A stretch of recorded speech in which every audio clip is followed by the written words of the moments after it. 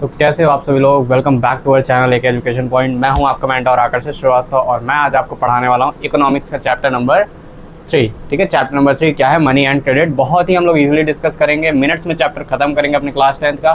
देखो हमारी सीरीज चल रही है यार, जिसमें हम पूरे क्लास 10th के सिलेबस कवर कराएंगे।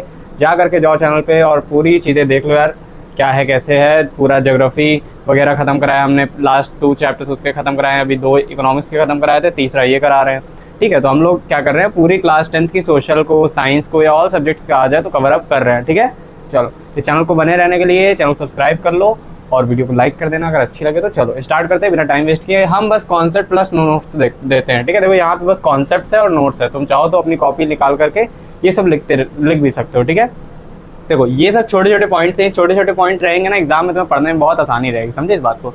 चलो देखते हैं क्या है। देखो इकोनॉमिक्स है आपका, चैप्टर 3 है, नाम है money and credit. Money and credit, पैसा क्या होता है, पैसा क्या होता है यार, ये तो तुम लोग बहुत अच्छे जानते हो।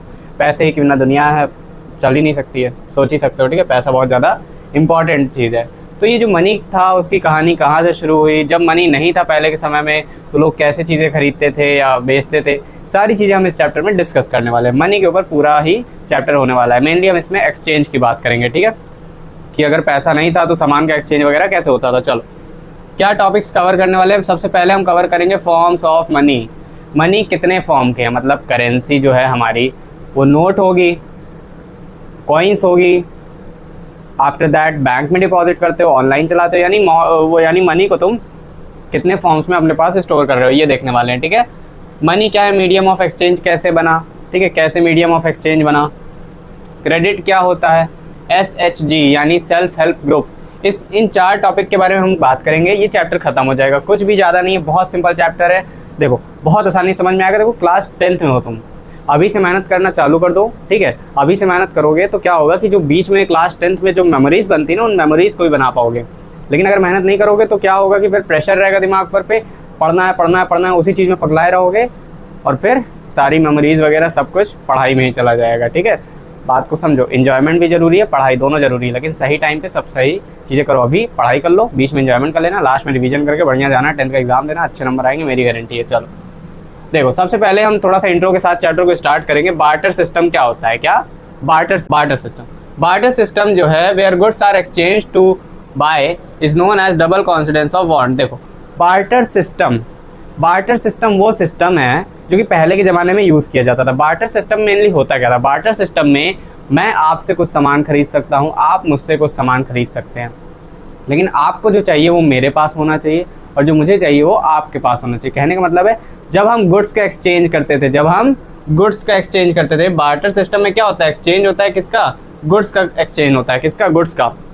जैसे मुझे गेहूं की ज़रूरत है तो आपके पास गेहूं है, वीट है, आप मुझे वीट दे दोगे। आपको ज़रूरत थी दाल की तो दाल मेरे पास थी तो दाल मैंने आपको दे दी। मतलब सामान के बदले सामान का एक्सचेंज हो गया। पहले के ज़माने में पैसा हुआ नहीं करता था। ठीक है, करेंसी वगैरह बनी नहीं थी, RBI वगैरह था नहीं, तो लोग क्या करते थे, सामान के बदले सामान यानी बार्टर सिस्टम का यूज़ करते थे। बार्टर सिस्टम को ही डबल कॉन्सिडेंस ऑफ वांट कहते हैं, कि मतलब जो आपकी चाहत है वो मेरे पास है और जो मेरी चाहत है वो आपके पास है। बात गहरी है थोड़ा, ठीक है, बट कोई बात नहीं। चलो डबल कॉन्सिडेंस ऑफ वांट क्या है, इसका मतलब है कि दोनों पार्टी के पास एक दूसरे की नीड को सेटिस्फाई करने वाला सामान होना चाहिए। जैसे कि मेरी जो ज़रूरत थी वो उसके पास थी, उसकी जो ज़रूरत थी वो मेरे पास थी।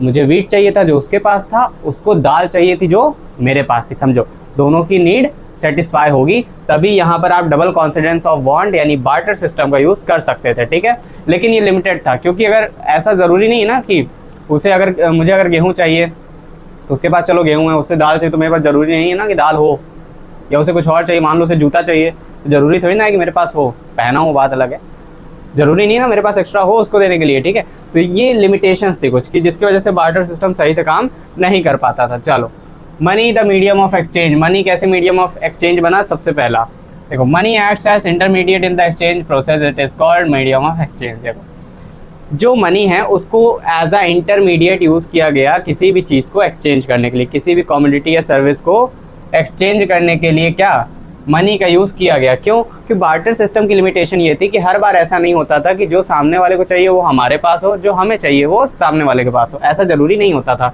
इसीलिए क्या बनाया गया, मनी बनाया गया। क्या बनाया गया, मनी, पैसा बनाया गया। पैसा क्या है कि वो हर इंसान के पास है। सामने वाले को जो मुझसे चाहिए वो मुझे पैसा देकर खरीद सकता है, पैसे की ज़रूरत सबको है। मुझे जो उससे चाहिए मैं उसे पैसा देकर खरीद सकता हूँ, ज़रूरी नहीं कि उसके मन का सामान मेरे पास हो, नहीं, उसके मन को पैसा ज़रूर भाएगा। क्यों? क्योंकि पैसा जो है वो सब के लिए यूज़फुल है, सब उसका यूज़ कर सकते हैं, हर जगह यूज़ कर सकते हैं, ये कॉमन हो गया है, ठीक है। तो पैसा जो है यहाँ से क्या बन गया, कॉमन मीडियम ऑफ एक्सचेंज बन गया, ठीक है। इंटरमीडिएट ऐसा इसे यूज़ करा जाता है। चलो, मनी जो था, जो पैसा था, उसने एलिमिनेट कर दिया, किसकी नीड को एलिमिनेट कर दिया भाई, डबल कॉन्सिडेंस ऑफ वांट की नीड को एलिमिनेट कर दिया। ध्यान समझना, ठीक है। यहाँ तक आई होप तुमको समझ में आ गया होगा। देखो ये सब नोट्स है, ये ना कुछ ऐसे फालतू नहीं, ये सब नोट्स है, ये शॉर्ट नोट्स है, ये तुम्हें बहुत ज़्यादा हेल्प करेगी एग्जाम में। कैसे आंसर लंबा लंबा बनाकर लिखना है यार, उसके लिए क्यों परेशान हो रही, बहुत टाइम है, अभी 11 महीने हैं, मैं हूँ उसके लिए, मैं बताऊँगा तुमको, ठीक है। लेकिन अभी अगर शॉर्ट नोट बना रहे हो, ये नोट्स बनाओ, चैनल को सब्सक्राइब करो और अपने दोस्त को बोलो कि हमारे साथ तैयारी करे।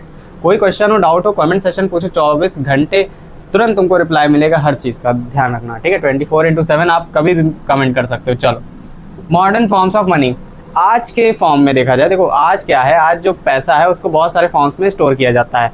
कोई घर पे रखता है, कोई बैंक में रखता है, कोई एज आ सामान रखता है। जैसे कि मेरे पास बहुत पैसा था, मैंने क्या किया, उसका गोल्ड खरीद लिया। अब गोल्ड क्या है, गोल्ड एक मटेरियलिस्टिक चीज़ है, सामान है, उसको मैंने घर पे स्टोर कर दिया या बैंक में स्टोर कर दिया। तो मतलब मनी को हम बहुत सारे फॉर्म में अपने पास रख रहे हैं, स्टोर कर रहे हैं। तो यहाँ पर देखें तो हम कितने फॉर्म में स्टोर कर रहे हैं। देखो, करेंसी यानी नोट और कॉइन, दूसरा बैंक डिपॉजिट, यही दो आज के समय में यूज़ हो रहा है। बैंक डिपॉजिट में आ जाता है तुम्हारा चेक वगैरह आ जाता है, जो तुम ऑनलाइन पेमेंट UPI वगैरह चलाते हो, ठीक है, वो बैंक डिपॉजिट में आ जाता है। ये थोड़ा अलग चीज़ है, ठीक है। बैंक लोन एक्टिविटीज़ ये थोड़ा अलग है, ये हम डिस्कस करेंगे आगे। चलो ठीक है, यहाँ तक समझ में आया हो तो देखो, स्क्रीनशॉट लेना हो स्क्रीनशॉट ले लो। देखो मैं साइड हो जा रहा हूँ, ठीक है, मेरे साथ एकदम बढ़िया स्क्रीनशॉट ले लो, बाकी चाहो तो नोट करते रहो, ठीक है। मिनट्स में चैप्टर खत्म होगा, पहले ही मैं कह रहा हूँ। वीडियो अच्छी लगी हो, वीडियो को लाइक करो, चैनल को सब्सक्राइब करो, कमेंट करके बताओ वीडियो कैसी लगी। नेक्स्ट पार्ट में हम बताएंगे कि इसके आगे क्या है, ठीक है। चलो।